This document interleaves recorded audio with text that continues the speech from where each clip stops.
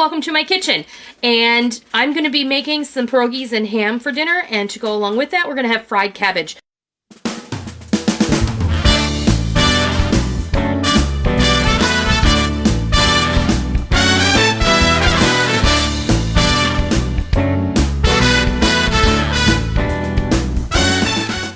And now I did a whole video a long time ago about that whole meal, and I can put a link down below. But today I'm just going to share with you the fried cabbage recipe because I'm really trying to build more of a library of vegetable side dishes for you. I find that sometimes vegetables can just get boring, and this is something we have on a regular basis, not constantly. We have it maybe a couple of times a year. Molly asked if we could have food. It is, well, it's delicious.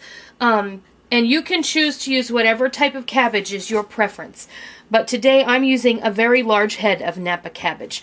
This was literally about a 4-pound head of cabbage, and it was enormous. I just sliced it, and then I kind of broke it up across ways with the knife. It was very cumbersome, but in the bowl it went. I'm also going to use one Granny Smith apple that I have diced. I left the skin on, and I have 2 Vidalia onions that I sliced thin and cut in half. We're going to throw in some salt, some pepper, some celery seed, a little bit of white sugar. That is an option for you. You don't have to use that, but I find that the sugar does help it caramelize just a little. And we're going to use butter. I'm going to use probably a half a stick of butter. So we're going to meet you back over at the stove and we'll get this going. Okay, I got my onions started in about a half a stick of butter, and now I'm going to add some of this cabbage in. Now cabbage is going to cook down a lot, so keep that in mind. This looks like a lot, but when we get it all done and it's all cooked, it will have released good majority of its liquid. And I'm just breaking it up a little bit as I put it in here. And I like Nappa cabbage. My preference is Savoy cabbage, but my grocery store didn't have any today. So we go with what we can have. And also you can feel free to use just a regular green cabbage. It's not a big deal. Now I'm going to go ahead and I'm going to add some salt. And then we're going to put a lid on this. About a teaspoon of salt.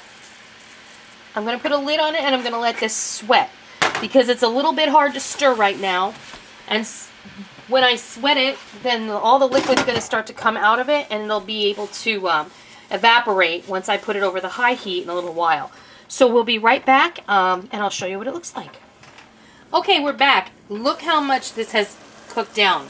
I told you it would cook down incredibly, and it did. So now what we have to do is we have to allow all of this liquid to evaporate off. I have it over medium-high heat, and that shouldn't take very long. It smells delicious. It does, doesn't it?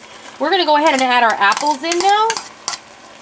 Apples add a bit of sweetness, and at that, after we cook these in there, after all the liquid has evaporated and things start to get a little caramelized and the onions will start to get a little bit brown, then we'll taste it, and we'll add additional sugar if we need to. We'll add a little more salt and some pepper and some celery seed, but we can't do that until this liquid kind of cooks off. So what I like to do is I kind of like to push the vegetables out toward the outer parts of the skillet, and then I'm just going to leave this over medium-high heat, and I'm going to let that liquid evaporate, and it's going to concentrate the flavors that are left, and then we'll start to stir it and everything will start to get nice and toasty and it'll be wonderful. So we'll be back when it's time to add the seasonings in there. Okay, I'm just adding a little bit of black pepper in here, and I'm going to add a little bit of sugar, and I'm going to add my celery seed. If you use celery salt, don't use any extra salt. Just use the celery salt and that'll be fine.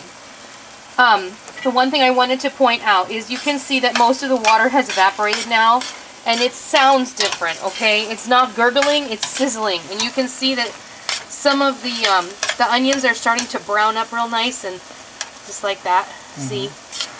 And that's what you want. You don't want it to go full on like caramelized, but you want it to be just a little bit. So you can add like a teaspoon or 2 up to a tablespoon of sugar, and that'll help it along as well. It'll help it brown up a little easier. Sometimes cabbage has a mind of its own and it's a little bit stubborn, so it needs a little help. I'm just going to put like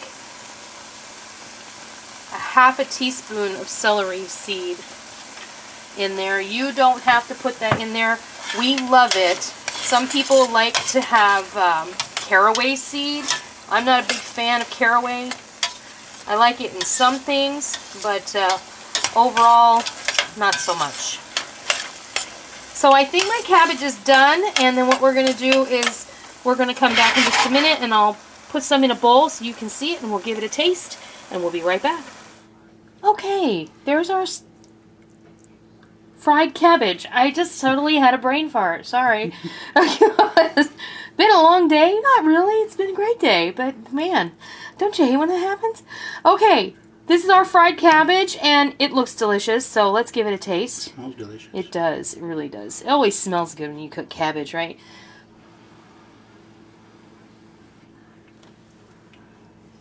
How's that taste? Is that good?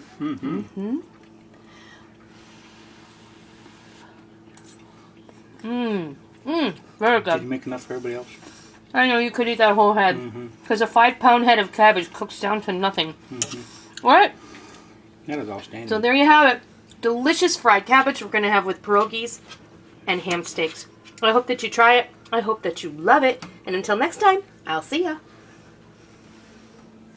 Sam. What you think, Sam? What you Say think? bye. Thank you for joining me in my kitchen today. I hope you liked what you watched today, and I hope that you try it, and I hope that you love it. If you like what you saw, please consider hitting the thumbs up button and giving me a positive rating. And also, make sure that you hit the subscribe button if you're already not a subscriber so that you don't miss out on any of the fun we have here in our kitchen every single day. I hope that you enjoyed it. I'm really glad that you're here. Thank you for stopping by. Don't forget to come by tomorrow. Until next time, happy eating!